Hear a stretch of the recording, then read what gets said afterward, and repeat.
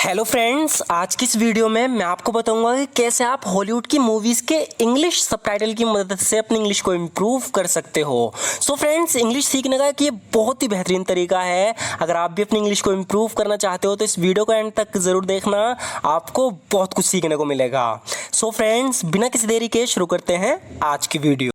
So friends, यहाँ पर ये बोल रही है कि मैं अपनी ज़िंदगी से पूरी तरह से संतुष्ट हूँ। इसे इंग्लिश में बोलेंगे I am perfectly content with my life.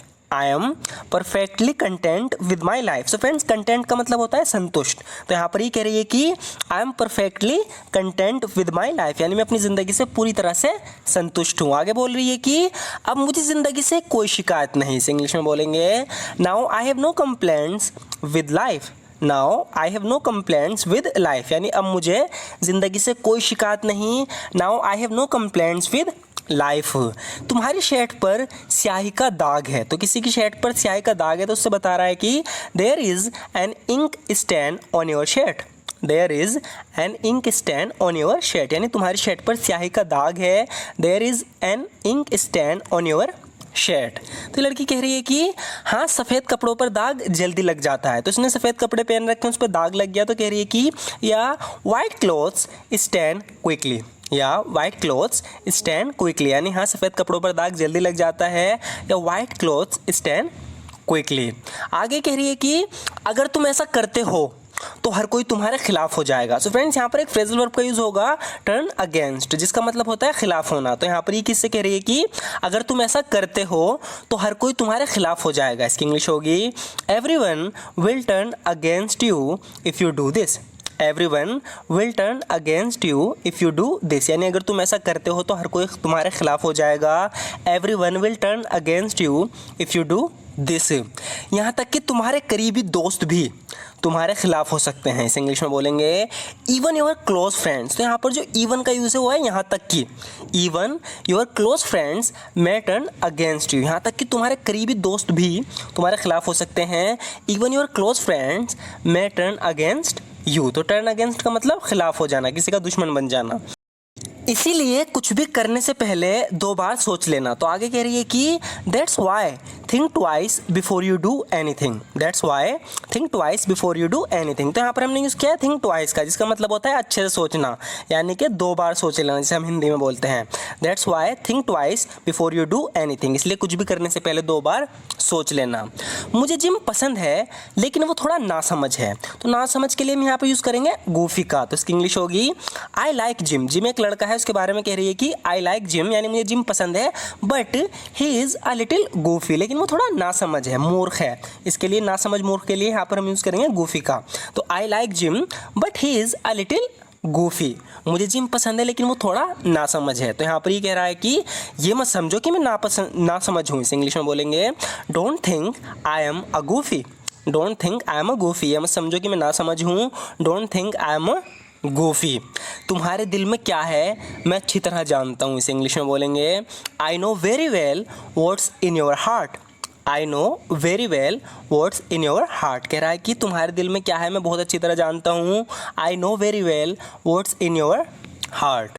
आगे होगा फ्रेंड्स, यहाँ पर इसे थोड़ा ध्यान से देखना है। कह रहा है कि वे 2 साल की अनबन के बाद फिर से मिले, यानी किसी के बीच 2 साल तक कोई अनबन चली लेकिन उनके बीच वो अनबन खत्म हो गई, वे फाइनली मिल गए। तो उनके बारे में बता रहा है। तो इसे देखने से पहले सबसे पहले देखो अनबन के लिए हम कौन से वर्ड का यूज़ करते हैं इंग्लिश में। अनबन के लिए हम यूज़ करते हैं स्ट्रेंजमेंट का, स्ट्रेंजमेंट। तो इसकी इंग्लिश होगी दे रीयूनाइटेड आफ्टर 2 ईयर स्ट्रेंजमेंट। वे 2 साल की अनबन के बाद फिर से मिले। दे रीयूनाइटेड आफ्टर अ 2 ईयर्स स्ट्रेंजमेंट, यानी वे 2 साल की अनबन के बाद फिर से मिले। तो अनबन के लिए हमने कौन से वर्ड का यूज़ किया है? स्ट्रेंजमेंट का। एक और एग्जांपल देखते हैं। आगे कह रहा है कि उनकी अनबन की शुरुआत एक छोटी सी गलतफहमी से हुई थी। इस इंग्लिश में बोलेंगे their estrangement started with a small misunderstanding. Their estrangement started with a small misunderstanding, यानी उनकी अनबन की शुरुआत एक छोटी सी गलतफहमी से हुई थी। Their estrangement started with a small misunderstanding. आगे कह रहा है कि मुझे खुशी है कि वो अपने परिवार के साथ फिर से मिल गया। तो इस इंग्लिश में बोलेंगे I am glad he is reunited with his family. I am glad he is reunited with his family, कह रहा है कि मुझे खुशी है कि वो अपने परिवार के साथ फिर से मिल गया। I am glad he is reunited with his family. आगे बोल रहा है कि हमें छोटी छोटी बातों पर नहीं झगड़ना चाहिए। इसे इंग्लिश में बोलेंगे वी शुडंट क्वारल ओवर ट्राइफल्स। ट्राइफल्स मतलब होता है छोटी छोटी बातें। वी शुडंट क्वारल ओवर ट्राइफल्स यानी हमें छोटी छोटी बातों पर नहीं झगड़ना चाहिए, ऐसा मेरा मानना है। तो जब भी हम कहते हैं कि ऐसा मेरा मानना है, इसे इंग्लिश में बोलेंगे that's what I believe. That's what I believe यानी ऐसा मेरा मानना है, सब ऐसा मेरा बिलीव है। दैट्स व्हाट आई बिलीव, ऐसा मेरा मानना है। अब कुछ फ्रेजल वर्ब देखते हैं। सबसे पहले जो हमारे फ्रेजल वर्ब है वो है टेक आउट। टेक आउट का हम तब यूज़ करते हैं जब हम किसी को किसी जगह खाने घुमाने के लिए ले जाते हैं, इसके लिए हम टेक आउट का यूज़ कर सकते हैं। जैसे कि यहाँ पर ही कह रहा है कि मैं उसे डिनर के लिए ले गया था। लड़का बता रहा है कि I took her out for dinner. I took her out for dinner. तो टुक आउट मतलब किसी को खाने घुमाने के लिए ले जाना। आई took her out for dinner, मैं उसे डिनर के लिए ले गया था। आगे कह रहा है कि मैं उसे डेट पर ले जाना चाहता हूँ। यहाँ पर किसी लड़की के बारे में कह रहा है कि मैं उसे डेट पर ले जाना चाहता हूँ। तो डेट पर ले जाने के लिए भी हम टेक आउट का यूज़ करते हैं। I want to take her out on a date. I want to take her out on a date यानी मैं उसे डेट पर ले जाना चाहता हूँ। टेक आउट का हम जेब से चीज़ निकालने के लिए भी यूज़ करते हैं। जैसे कि यहाँ पर हुआ है अपना फ़ोन निकालो और पुलिस को कॉल करो। तो इसकी इंग्लिश होगी take out your phone and call the police station. Take out your phone and call the police station यानी अपना फ़ोन निकालो और पुलिस स्टेशन कॉल करो। तो यहाँ पर फ़ोन निकालने की बात, जेब से फ़ोन निकालने की बात चल रही है। Take out your phone and call the police station, अपना फ़ोन निकालो और पुलिस स्टेशन कॉल करो। नेक्स्ट जो हमारी फ्रेजल वर्ब है वो है टेक समवन थ्रू समथिंग। यहाँ पर ज़्यादातर लोग कंफ्यूज हो जाते हैं। मैंने पहले ही बताया है टेक समवन थ्रू समथिंग का मतलब होता है किसी को कुछ बारीकी से समझाना।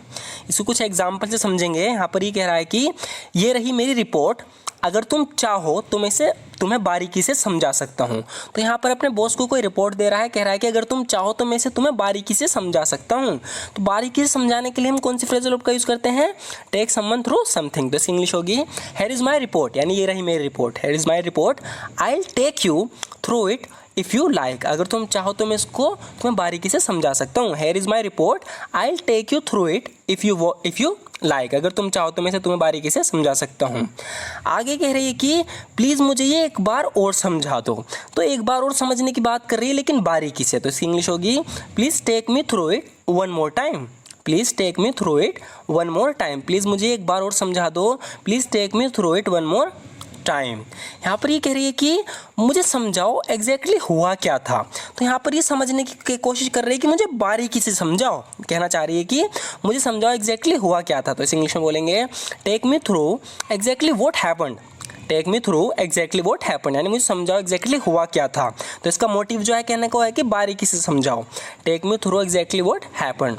तो मैंने बताया है टेक समवन थ्रू समथिंग मतलब किसी को कुछ बारीकी से समझाना। तो फ्रेंड्स ये दोनों फ्रेजल वर्ब बहुत ज़्यादा ज़रूरी थी, तो थोड़ा इनसे ध्यान से देखना और जितने भी हमने वर्ड यूज़ किए हैं उनका कोशिश करना कि आप उनका यूज़ करते रहो ताकि आप भूल ना पाओ। वैसे मैं बार बार इनको रिपीट करता रहूँगा, बस आप वीडियो देखते रहना। तो फ्रेंड्स आज की वीडियो में बस इतना ही। अगर आपको ये वीडियो पसंद है, अगर आपको ये तरीका पसंद है, आप भी इसी तरीके से अपनी इंग्लिश को इम्प्रूव करना चाहते हो तो हमारे चैनल को ज़रूर सब्सक्राइब कर लेना, क्योंकि इस तरह की वीडियोज़ हम और भी अपलोड करते रहेंगे। अगर आपको आज की वीडियो अच्छी लगी तो लाइक ज़रूर कर देना। And thank you so much for watching this video friends.